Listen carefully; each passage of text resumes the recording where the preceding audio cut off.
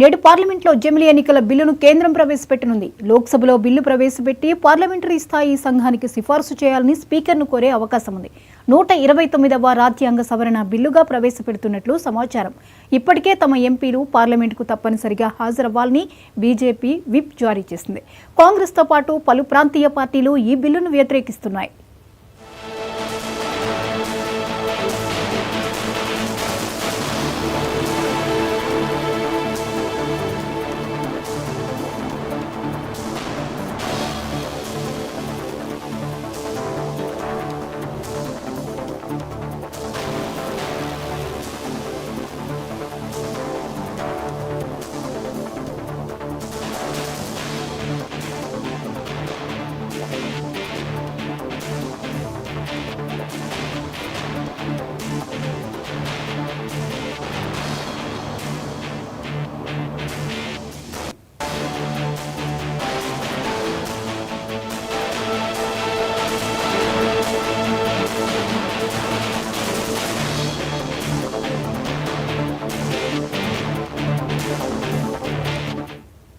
Right, నేడు పార్లమెంట్లో జమిలీ ఎన్నికల బిల్లును కేంద్రం ప్రవేశపెట్టనుంది. లోక్సభలో బిల్లు ప్రవేశపెట్టి పార్లమెంటరీ స్థాయి సంఘానికి సిఫార్సు చేయాలని స్పీకర్ను కోరే అవకాశం ఉంది.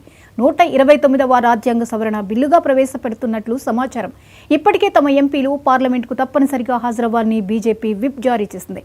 కాంగ్రెస్తో పాటు పలు ప్రాంతీయ పార్టీలు ఈ బిల్లును వ్యతిరేకిస్తున్నాయి.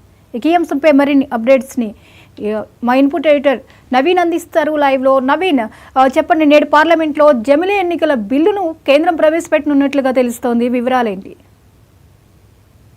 వన్ నేషన్ వన్ ఎలక్షన్ బిల్లును కూడా ఇటు పార్లమెంట్ కూడా ప్రవేశపెట్టనున్నారు. ఈరోజు ఇటు న్యాయశాఖ మంత్రి పార్లమెంట్ ముందుకు కూడా తీసుకొచ్చేటువంటి అవకాశం కనిపిస్తుంది. అయితే ఇటు వన్ నేషన్ వన్ ఎలక్షన్ సంబంధించినటువంటి విషయం చూసుకుంటే దాదాపు బీజేపీ అధికారం వచ్చిన తర్వాత ఒకే ఎన్నిక నిర్వహించాలని చెప్పేసి కూడా వారి నిర్ణయం కూడా తీసుకోవడం జరిగింది. రీసెంట్గా జరిగినటువంటి సమావేశంలో, అంటే కేంద్ర కేబినెట్ సమావేశంలో కూడా ఈ యొక్క బిల్లును కూడా వారు ఆమోదం కూడా తెలిపినటువంటి పరిస్థితి జరుగుతుంది. అయితే ఈరోజు ఈ యొక్క బిల్లు లోక్సభలో కూడా ప్రవేశపెట్టిన తర్వాత బలాలకు సంబంధించినటువంటి అంశాలపై కూడా చర్చ కూడా జరుగుతున్నటువంటి అవకాశం కనిపిస్తుంది. అయితే దీని అంతా కూడా మాత్రం జమిలీ ఎన్నికలకు సంబంధించినటువంటి విషయాలకి మాత్రం ఇటు మాజీ రాష్ట్రపతి రామ్నాథ్ కోవింద్ కూడా ఒక కమిటీ కూడా ఏర్పాటు చేయడం జరిగింది. ఆ కమిటీ అన్ని రాష్ట్రాలకు సంబంధించినటువంటి రాజకీయ నేతలతో కూడా వారు సలహా సూచనలు కూడా తీసుకోవడం జరిగింది. దాని తర్వాత ఒక నివేదిక కూడా తయారు చేసినటువంటి పరిస్థితి. అయితే రాష్ట్రం అంటే ఇటు దేశం ఉన్నటువంటి అన్ని రాష్ట్రాల్లో మాత్రం దాదాపు 46 పార్టీలు కూడా ఉండడం జరిగినాయి. ఇటు జాతీయ పార్టీతో పాటు ప్రాంతీయ పార్టీలు కూడా ఉన్నటువంటి నేపథ్యంలో మాత్రం ఆ పార్టీలో ఉన్నటువంటి ముఖ్య నేతలు, అంటే లోక్సభలో ఒక ఎంపీ ఉన్నప్పుడు కూడా ఆ పార్టీకి సంబంధించినటువంటి ఆ నేత దగ్గర నుంచి ఈ కమిటీ అక్కడ ఉన్నటువంటి వివరాలు కూడా సేకరించారు, సలహాలు కూడా తీసుకున్నటువంటి పరిస్థితి నెలకొంది.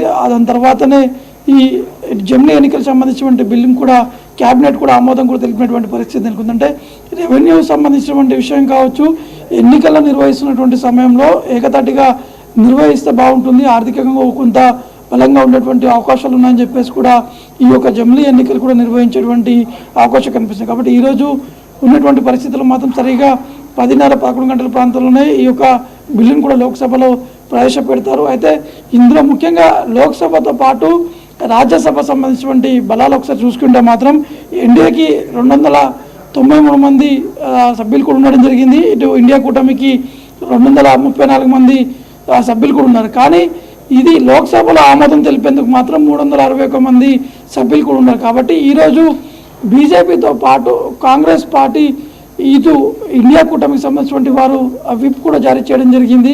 ఖచ్చితంగా అందరూ కూడా హాజరు కావాలని చెప్పేసి కూడా విప్ కూడా జారీ చేసినటువంటి పరిస్థితి నెలకొంది. అయితే బీజేపీ ఎన్డీఏ సంబంధించినటువంటి కూటమి నేతలు ఎంపీలందరూ కూడా బీజేపీ విప్ కూడా జారీ చేసింది. అందరూ కూడా ఖచ్చితంగా ఈ యొక్క సమావేశాలకు హాజరు కావాలని చెప్పేసి కూడా వారు చెప్పినటువంటి పరిస్థితి నెలకొంది. కాబట్టి కొద్దిసేపటి క్రితమే ఇటు ఎన్డీఏ సమావేశం కూడా కొనసాగింది. దాని తర్వాత అక్కడి నుంచి నేరుగా పార్లమెంట్ కూడా చేరుకునేటువంటి అవకాశం కనిపిస్తుంది. ఇక రాజ్యసభలో ఈ బిల్లు ఇటు ప్రవేశపెట్టిన తర్వాత అది ఆమోదం తెలపాలంటే బలాలకు సంబంధించినటువంటి వివరాలు చూసుకుంటే మాత్రం రాజ్యసభలో ఇండియాకి 114 మంది ఎంపీలు కూడా ఉండడం జరిగింది.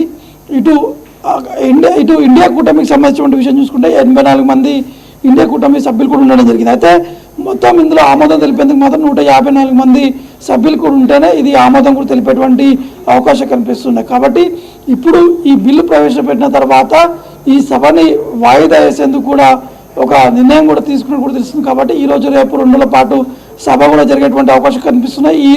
ఈ వారం చివరిలోనే ఇది మళ్ళీ వాయిదా పడేటువంటి అవకాశం కనిపిస్తున్నాయి. అయితే నవీన్, ఇక్కడ కొన్ని కాంగ్రెస్ పార్టీతో పాటు కొన్ని ప్రాంతీయ పార్టీలు ఈ బిల్లుని వ్యతిరేకిస్తున్నటువంటి పరిస్థితి ఉంది. మరి ఈ ఆమోదము అనే అంశం విషయానికి వస్తే ఈ విషయంలో బీజేపీ ఎటువంటి వ్యూహంతో ముందుకు వెళ్లే ఛాన్సెస్ ఉన్నాయి? అంటే బీజేపీ ఈ జమిలీ ఎన్నికల్ని ఖచ్చితంగా ఈ బిల్లు పాస్ అయ్యేందుకు చాలా పకడ్బందీగా ఒక ప్రణాళిక కూడా రూపొందించినటువంటి పరిస్థితి నెలకొంది. అంటే ప్రతి ఒక్క పార్టీకి సంబంధించినటువంటి నేతలతోటి సంప్రదింపులు కూడా జరిపారు. వారితోటి మాట్లాడిన తర్వాతనే ఈ యొక్క నిర్ణయం కూడా తీసుకున్నట్టు కూడా తెలుస్తుంది. కానీ చివరి మూమెంట్లో కొన్ని ప్రాంతీయ పార్టీలు కూడా దీన్ని వ్యతిరేకిస్తున్నాయి. ఎందుకంటే ఇప్పుడు ఆ పార్టీలు కొన్ని అధికారులు ఉన్నాయి, దాంతోపాటు కొంత ఇబ్బందులు తలెత్తేటువంటి అవకాశాలు ఉన్నాయని చెప్పేసి భావించినటువంటి నేపథ్యంలో ఆ ప్రాంతీయ పార్టీలు కూడా కొంత వ్యతిరేకిస్తున్నట్టు కూడా తెలుస్తుంది. కానీ చివరి మూమెంట్లో ఎప్పుడైతే ఈ బిల్లు 2 సభలో ప్రవేశపెట్టిన తర్వాత కొంత ఆ పార్టీకి సంబంధించిన నేతల్లో కూడా మార్పులు వచ్చేటువంటి అవకాశాలు ఉన్నాయని చెప్పేసి బీజేపీ పెద్దలు కూడా భావిస్తున్నటువంటి నేపథ్యంలో ఈరోజు ఈ బిల్లు సంబంధించినటువంటి అంశాలు ప్రవేశపెట్టిన తర్వాత బలాబలాలకు సంబంధించినటువంటి విషయాలు కావచ్చు, ఇప్పుడున్నటువంటి జమిలీ ఎన్నికలకు సంబంధించినటువంటి విషయాలపై ఆల్రెడీ బీజేపీ పెద్దలు కొంతమంది పార్టీ నేతలతో కూడా వివరించి కూడా చెప్పడం జరిగింది. రామ్నాథ్ కోవింద్